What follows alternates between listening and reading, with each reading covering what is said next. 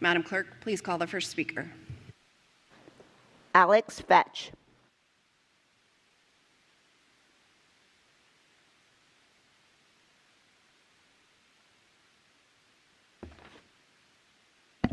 Do I just start? Hello. Okay, just go. Okay, sorry. Okay, I'm the parent of a first grader, and I'm here with concerns about the one-to-one device policy and growing amount of screen-based learning in our schools. I want to be clear that I'm not opposed to technology. I grew up in Cupertino, California, where the iPhone in your pocket is from. We had iMacs in my classroom from the time I was in second grade. Tech literacy was a core part of my public education. I strongly believe in teaching tech literacy, but I'm concerned about the county's increasing reliance on and promotion of screen-based learning, especially for our youngest learners. Currently, there's a one-to-one device policy for all students, including kindergartners. Kindergartners and up are spending significant portions of their day working independently on computers. Research does show children can learn from these digital programs, but research also is clear on something more important. Children learn best from teachers, and these programs are most effective when an adult is actively engaging with the students and the content. That's not how these programs are being used. Instead, students are left to work independently while teachers are pulled away to manage small groups or administer required one-on-one assessments. Computer-led instruction is replacing teacher-led instruction during a critical stage of development. The district is making large financial investments in these programs, yet there's no independent evidence demonstrating effectiveness, and reading pass rates for third grade have remained stagnant since its adoption. This raises questions about whether these programs are delivering meaningful results. We know screen time negatively affects children's behavior, sleep, and mental health, yet our current policies encourage daily, often extended device use, sometimes even incentivized through competitions.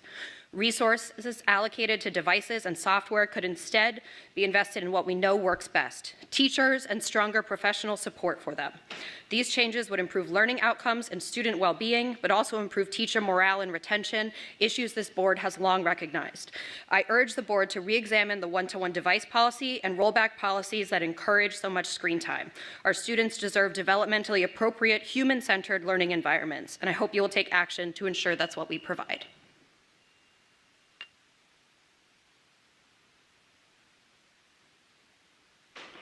Benjamin Van Every.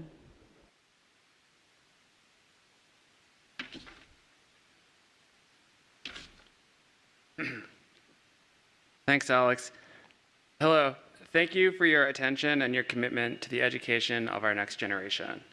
My name is Benjamin Van Every. I am the CTO and co-founder of a successful global company. I'm testifying today to directly ask that the school board rethink and reduce the use of technology in education. This past week, a member of the board said, "Opposition to this is like cavemen being afraid of fire."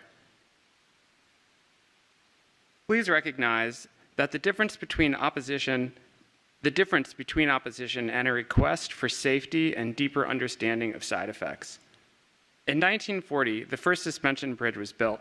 It was an amazing engineering feat, spanning a deep river valley. I wonder, would you be the first person to drive across it? I hope not, because weeks later, that bridge collapsed on a windy day. FCPS's unfettered foray into EdTech and now policy-loose AI is driving the future of our children straight out onto that bridge. The difference? There's enough scientific research and international advocacy to know that it is not safe. 7 states have now passed laws to pare down EdTech in schools, with more on the way. FCPS has historically led the way and set national trends.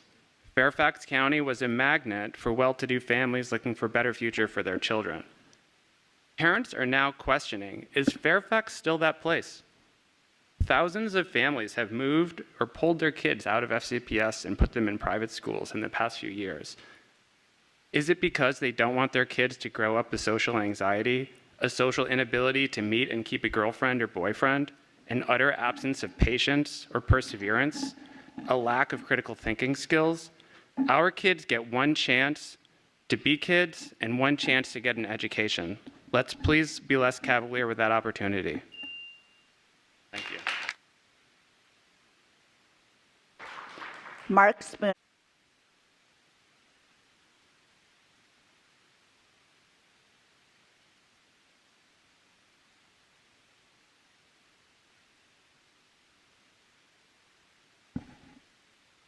Good evening. My name is Marie Maroon, and once again, I come as a concerned parent of an FCPS elementary school student. Let me be direct. As parents, we have been asking this board and school administration to include us in developing an AI policy, to communicate your plans openly, and to pause long enough to have a real discussion before moving forward. Instead, you are steamrolling over us. You found the time to spend over 2 years on boundary discussions and even deliberate over naming a new school. Yet when it comes to AI in our children's classrooms, a decision of far greater consequence, there is no such patience for the community's voice. You do not test the parachute after you've jumped, and that is exactly what you are doing. 3 areas demand your urgent attention. First, parents and teachers deserve a seat at the table before tools of this magnitude and potential danger are selected and deployed. Second, the February 11th version of this policy lacks any mention of detailed safeguarding protocols in the classroom or beyond.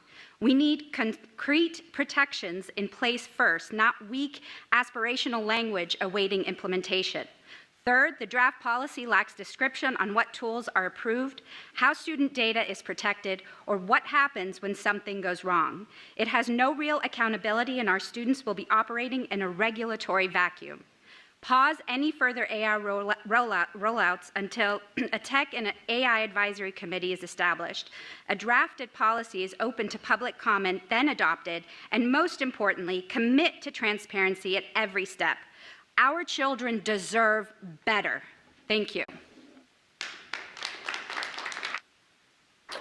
Jennifer Chang.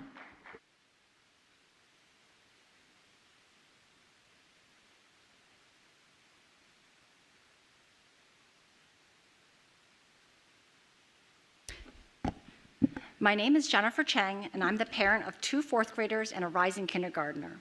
We love our school and our teachers, yet are deeply concerned about the lack of transparency, communication, and accountability from the central office regarding technology use in classrooms.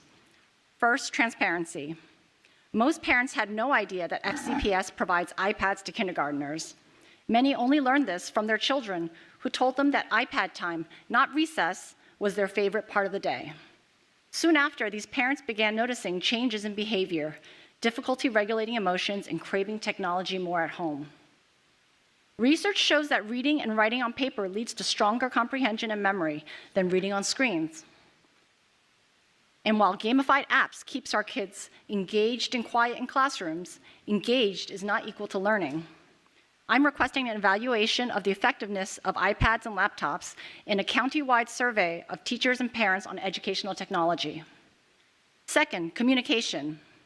Parents were also surprised to learn that students receive Chromebooks in 2nd grade with access to Google Docs, chat features, YouTube, and a plethora of ways to play games and watch movies during class. Although filters exist, students widely share simple hacks to bypass them. When parents ask how much screen time their children receive, teachers and admin often cannot answer because there are no district guidelines. If FCPS provides these devices, it should also set reasonable boundaries. I'm requesting age-specific screen time guidelines and an opt-out option for families who prefer it. Finally, accountability.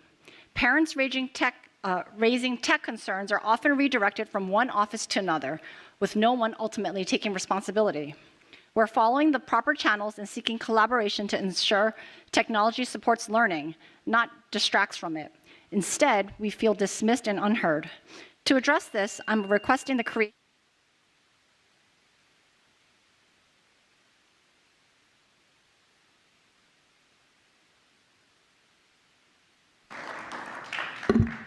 Megan Durst.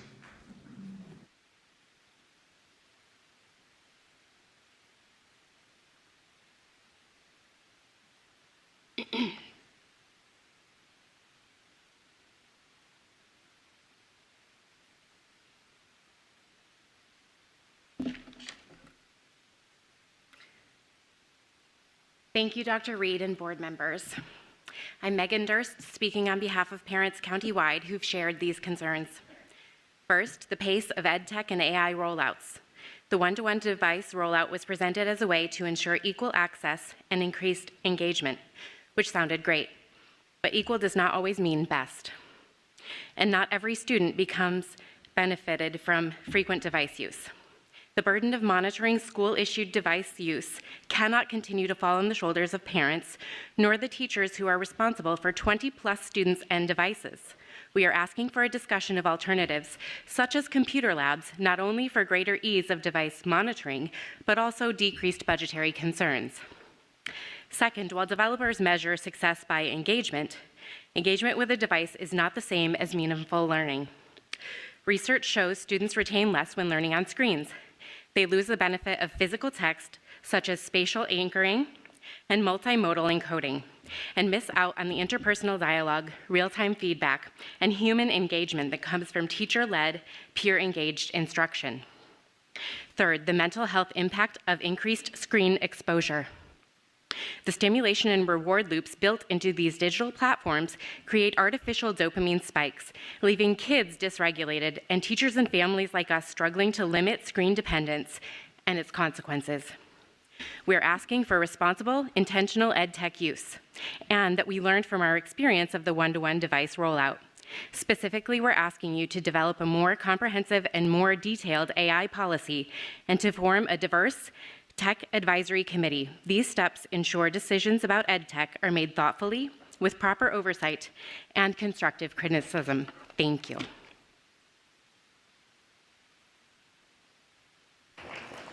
To Lester Riggs.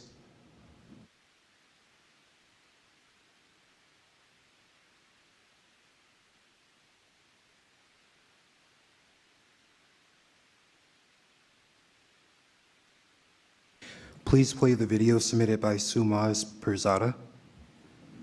My name is Solmaz Perzadeh, and I am a mother to a 4th grader and a kindergartner at Fairfax County Public Schools. We love our schools and we love our teachers. We value the amount of time, effort, and energy all of our educators pour into making our children's learning experience as best as possible.